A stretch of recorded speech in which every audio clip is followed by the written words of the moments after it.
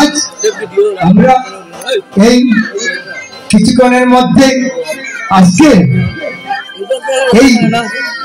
এই কমিটিতে যারা অনেক কষ্ট করে এই যজ্ঞটি আয়োজন করেছে এই কলিয়তা জীবকে উদ্ধার করিবার জন্য, অপরের দোষ নিজের ঘাড়ে চাপিয়ে অপরের কল্যাণ করার জন্য আমার যেই দাদারা, যে বাবারা, যে ছোট ভাইরা এই যজ্ঞটি আয়োজন করেছে। আজ কিছুক্ষণের মধ্যে এই সাদের চাঁদের বাজার ভেঙে যাবে।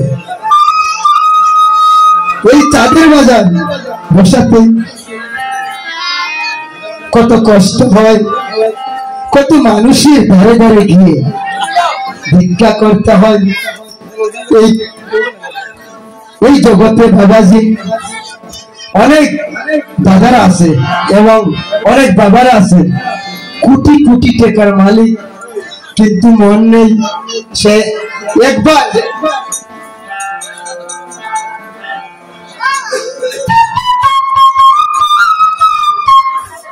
একবার মনে করে না যে আমি আসার জন্য যখন এসেছিলাম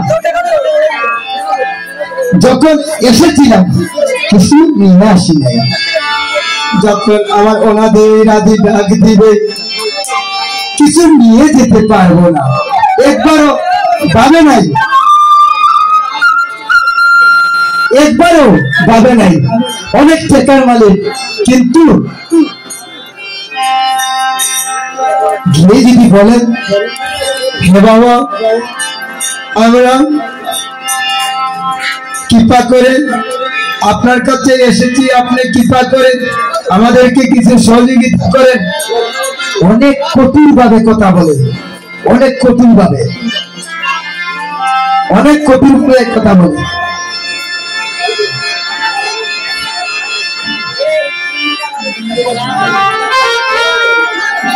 বলে কি বলে, বাবা আমি ভিক্ষা দেই না। অনেক বাবারা বলে বাবা আমি তো নিজে এই সঙ্গতে আছি, আমি কোষাধ্যক্ষ দায়িত্ব পালন করতেছি, আমাকে অনেকভাবে মানুষ বলে আমাকে নিয়ে ঠাট্টা করে, আমাদেরকে নিয়ে, কিন্তু বুঝে না আমার অনাদির আদি গোবিন্দ বড় মুখের ঘরে কিছু সেবা করে না।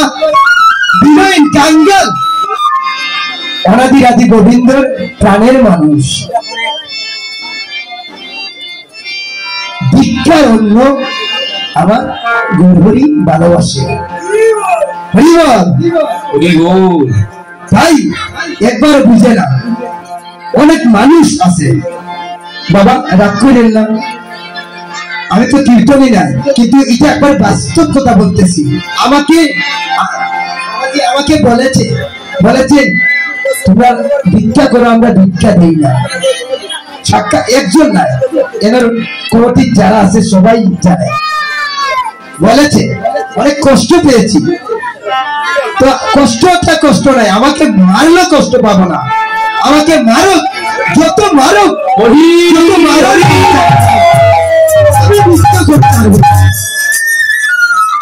এটা আমার আনন্দ, এটা আমার কষ্ট নয়, এটা আমার আনন্দ, এটা গৌরী নামের আনন্দ। তাই আমরা তো বাবাজি সময় হয়ে গেছে, মহত্ব বিদায়ে প্রবেশ করি।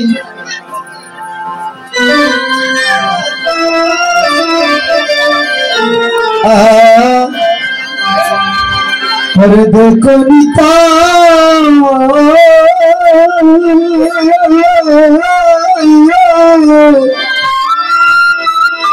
হরে চাঁদে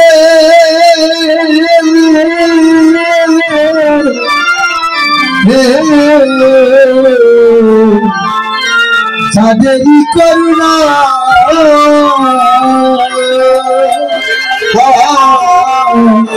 এবার দেখো নিতাই চাঁদে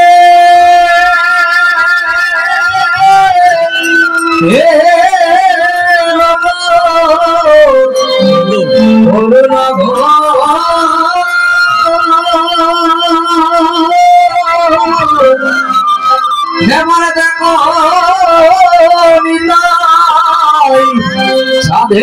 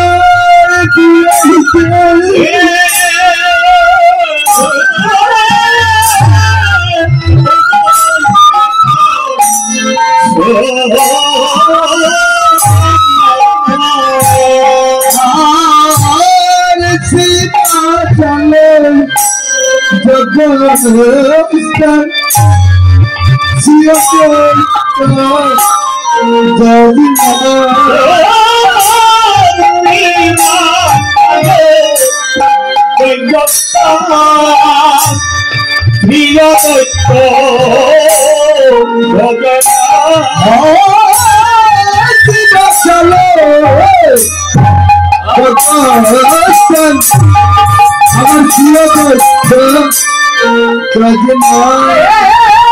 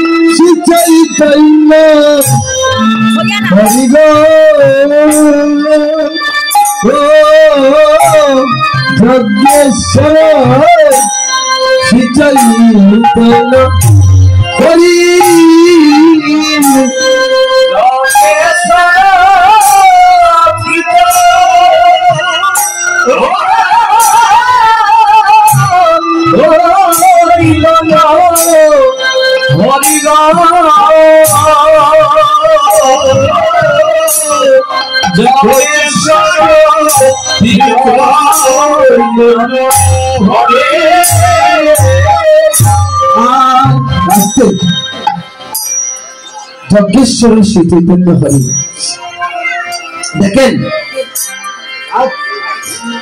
শিবাস আলয় যজ্ঞের স্থান শ্রী অদ্বৈত যজমান যজ্ঞেশ্বর আমার শ্রী চৈতন্য হরি বাবাজি শিবাস আলয় যজ্ঞ করেছিল আমার গৌরাঙ্গ মহাপ্রভু যখন যজ্ঞের মধ্যে আমার শিবাসকে অনেক কঠিন পরীক্ষা দিয়েছিল সেটা আমি পুরাপুর ব্যাখ্যা করতে যাচ্ছি না কারণ আমাদের হাতে সময় নাই যেটা না বললেই না হয় সেটা আমাকে সহন করতে হবে বাবাজিরা জানেন বাবাজির তো ছেলে আর আসলে আমি কীর্তনী না আর আপনাদের অনেক কষ্ট হচ্ছে এক নম্বর কষ্ট হচ্ছে গরমের দ্বারায় এখানে কোনো ফ্যান নেই আর দুই নম্বর কষ্ট হচ্ছে আপনাদের প্রসাদ খাওয়ার টাইম হয়ে গেছে কৃপা করে আমাদেরকে ক্ষমা করবেন আপনাদেরকে কষ্ট দিচ্ছি আপনাদের ছেলে মনে করে আপনাদের এই যজ্ঞ আপনাদের মনে করে আপনারা ক্ষমা করে দিবেন তাই শিবাসকে কি পরীক্ষা দিয়েছিল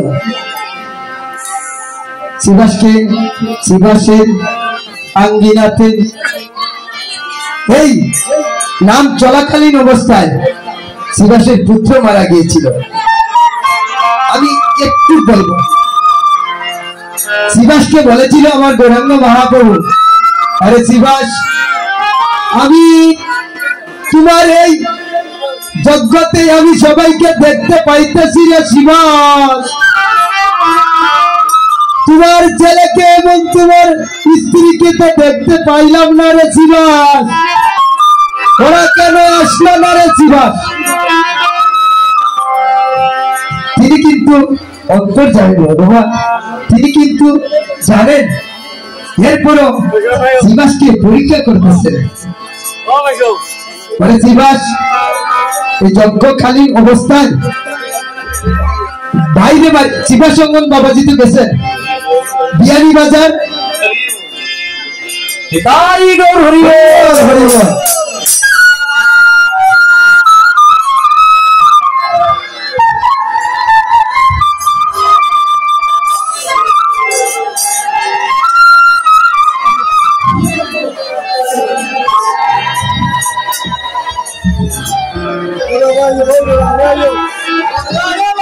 রাধে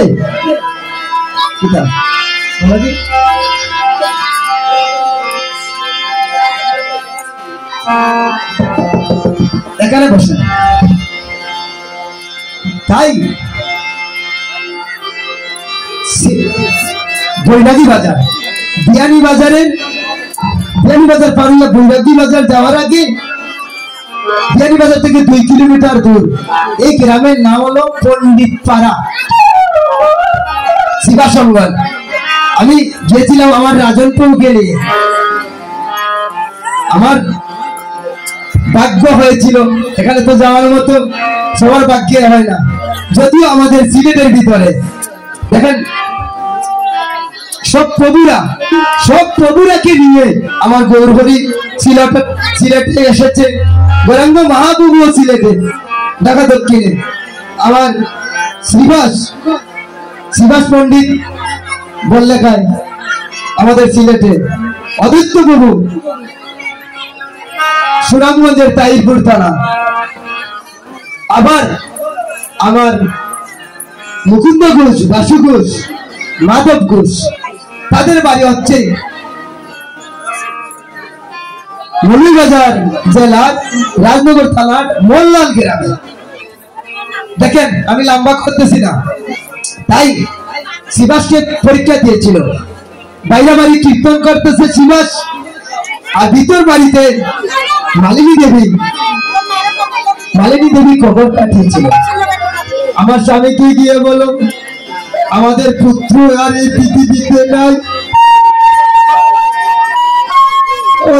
যখন রমণী এসে বলল অগা প্রভু তোমার স্ত্রী বলে দিয়েছে তোমাদের পুত্র আর জীবিত নেই।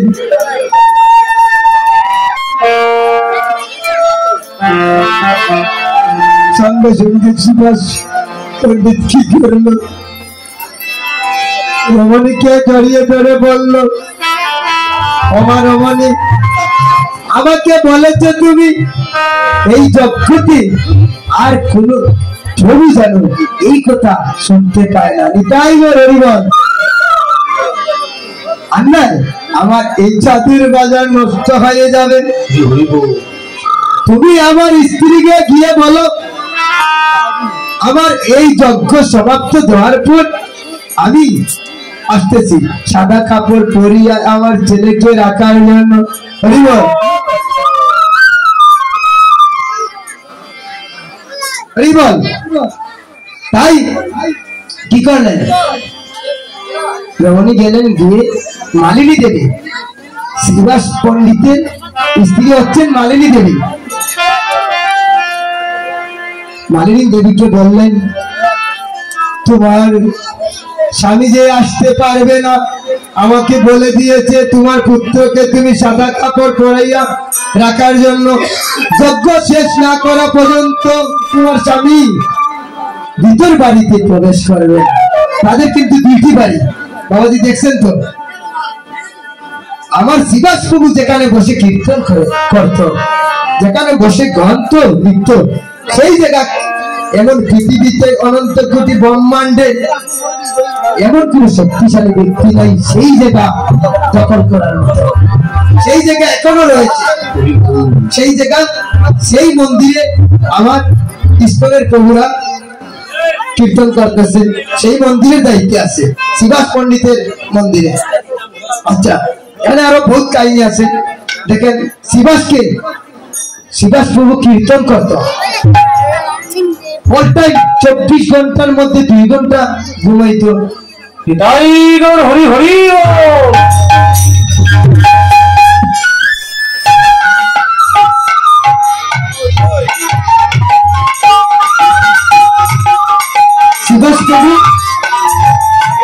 শিবাস প্রভুকে ভিতর বাড়ি থেকে বাইর করিতে হয়েছে। তুমি কীর্তন করতে যদি চাও তাহলে তুমি ভিতর বাড়িতে কীর্তন করতে পারবে না, আমাদের ডিস্টার্ব হচ্ছে। তুমি বাইর বাড়িতে গিয়ে মন্দির করে তুমি সেখানে কীর্তন করো, তাই সেই বাড়িটা এখনো হয়ে গেছে। তাই আমার গৌরাঙ্গ মহাপ্রভু শিবাসকে বললেন ওরে শিবাস সবাই আসলো, তোমার পুত্র আর তোমার স্ত্রী কেন আসলো না? এখন শিবাস প্রভু কেঁদে কেঁদে বলল হরে গোবিন্দ, হরে অনাদি আদি গোবিন্দ সর্ব কারণের কারণ, ও কৃষ্ণ তুমি যে সবকিছুর মালিক, তুমি কি জানো না আমার বাড়িতে কি হয়েছে?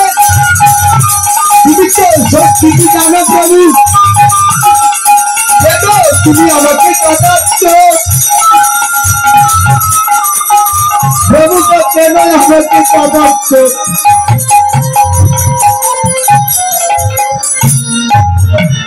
আমার গৌর হরি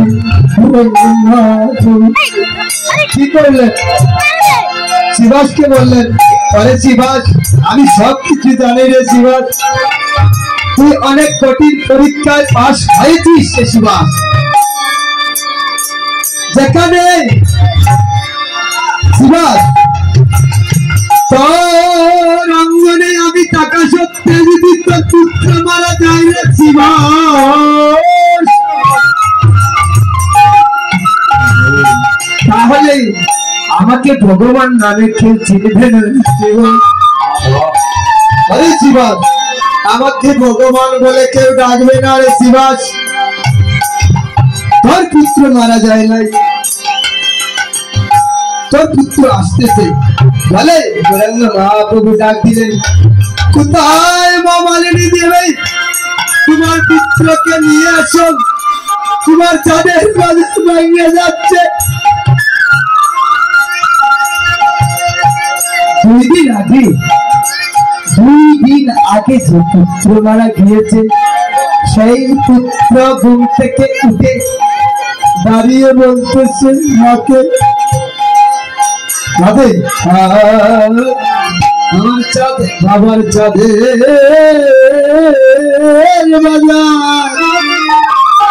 বাজার ভেঙে ভেঙে বুঝে যাচ্ছে গো।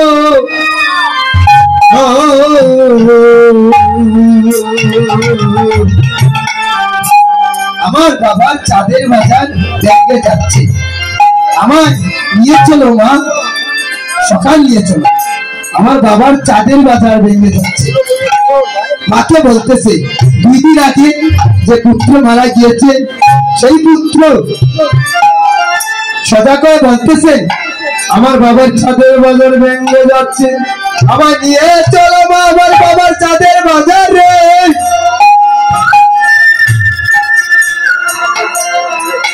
এটা কি করে সম্ভব? একমাত্র অনাদি আদি গোবিন্দের যদি কৃপা হয়, যদি কৃষ্ণ সচিদানন্দ বিগ্রহের কৃপা হয়, তাহলে সম্ভব হয়। তাই শিবাসকে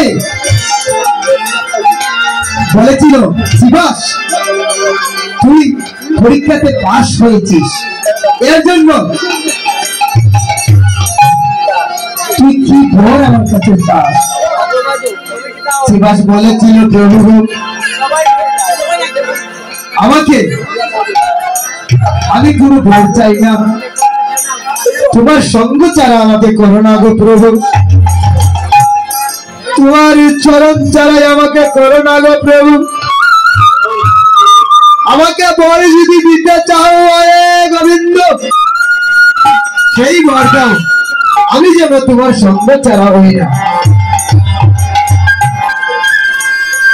তাই শিবাসের এই পরীক্ষাতে পাশ করার জন্য শিবাসকে বর দিয়েছিল আমার বরেণ্য মহাপ্রভু, বর দিয়েছিল, আরে শিবাস আজকে তোর বাড়িতে কীর্তন থাকা সত্ত্বে তোকে অনেক কঠিন পরীক্ষা,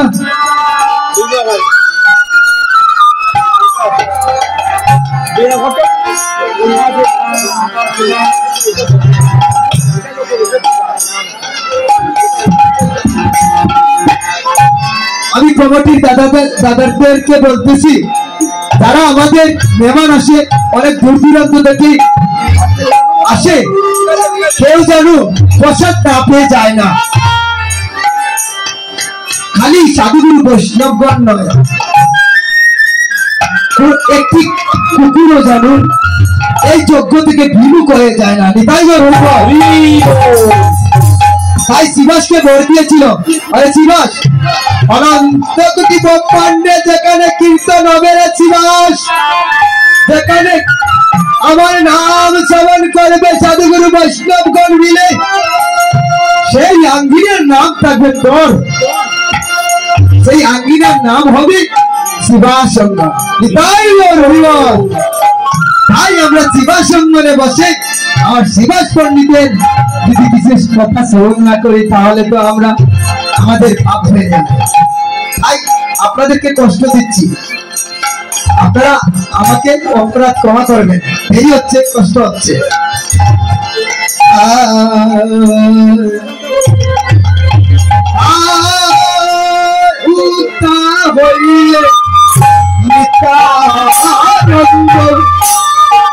হইলে মহামন্ত্র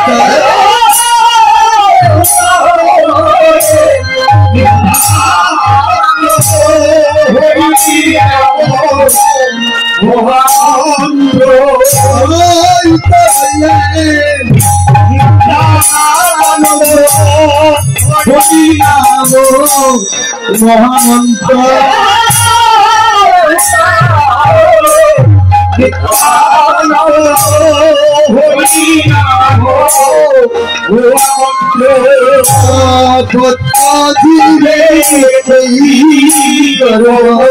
করিয়ে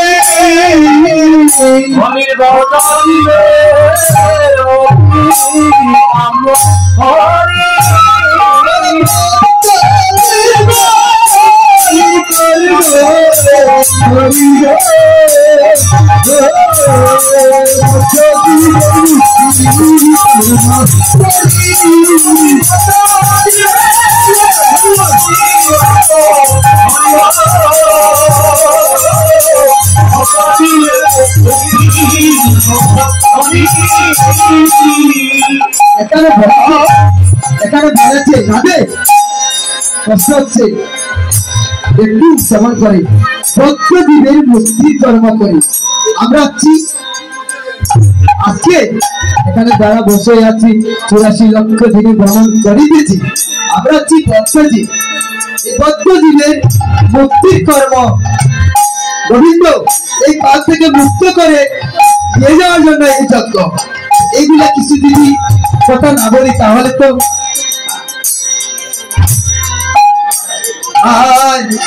তাই বলেছে ভক্তজীবের মুক্তি কর্ম করি। অন্য দুর্গা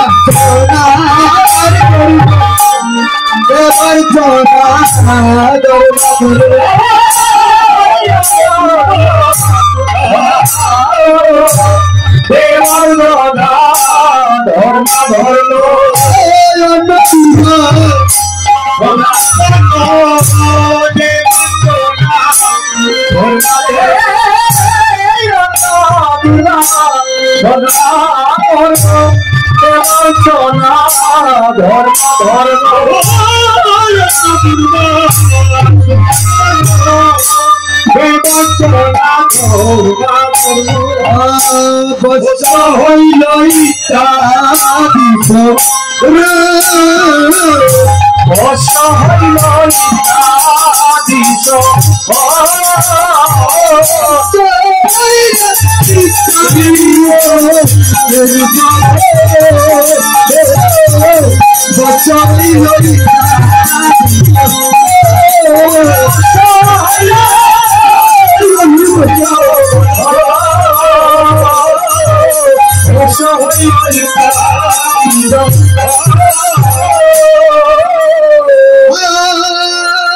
শনি কীর্তন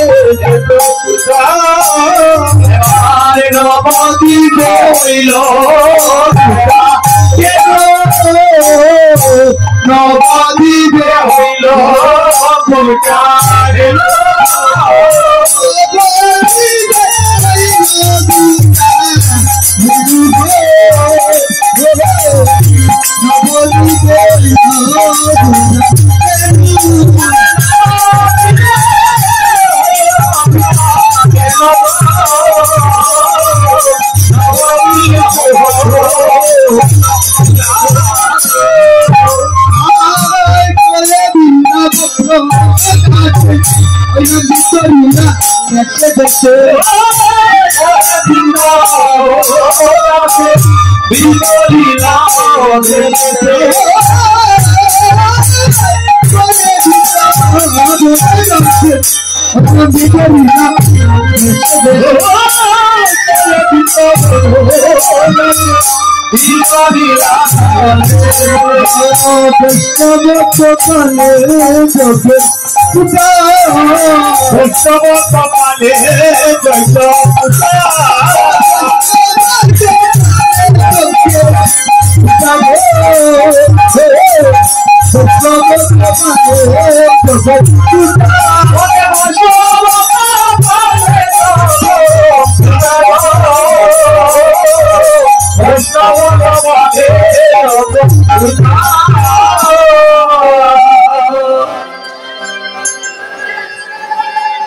দায়িত্ব নাই অনেক আনন্দ শ্রবণ করতাম অনেক লীলা করতাম বন্ধুবিদের অনেক কিছু আছে যেটা না বললেই না হয় সেটা করি বাবা 3:30 বেজে গেছে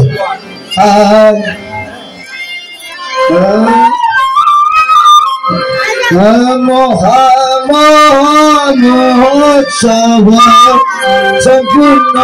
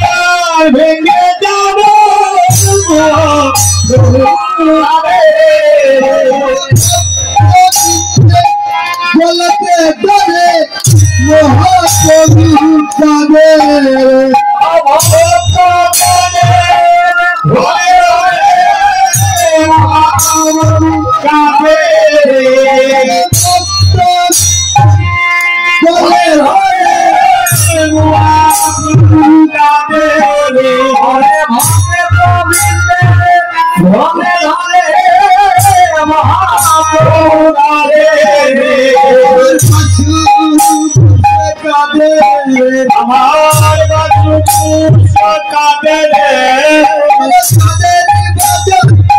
বন্দে বলে বাজু কাঁদে আমার কাঁদে আমার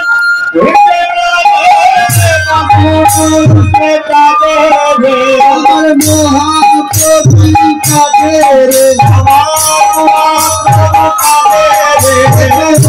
মহাপ্রভু কাঁদে রে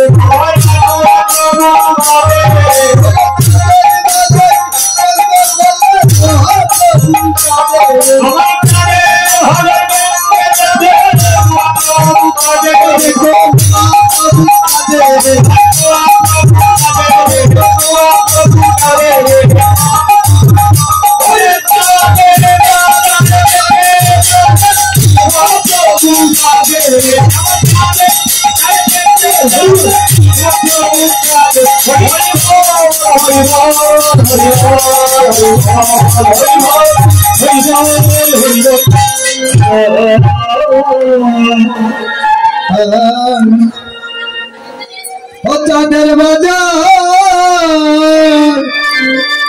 বুঝি দেঙ্গে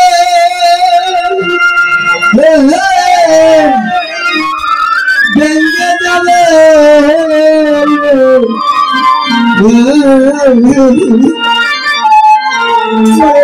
রবিতা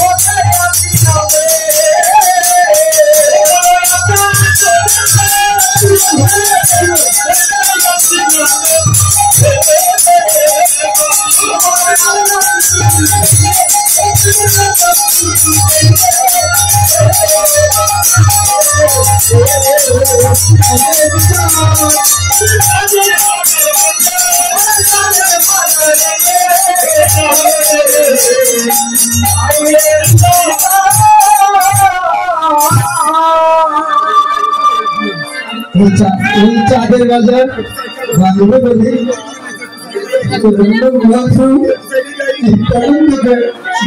বলতেছে নিতাই দাদা গো নিতাই দাদা গো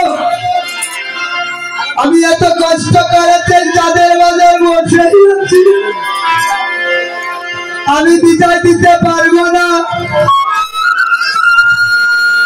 আমি এই চাঁদের বাজার দিতে পারবো না।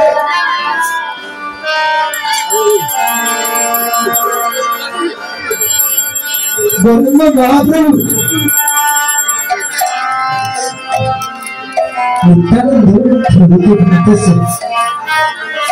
বলতেছে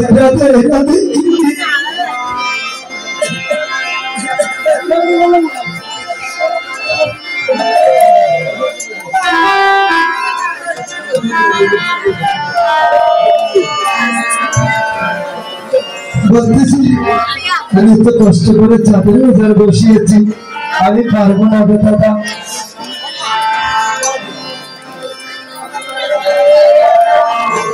হরিবল হরিবল। আরে কেমন করিল বিদায় কাজে মরলো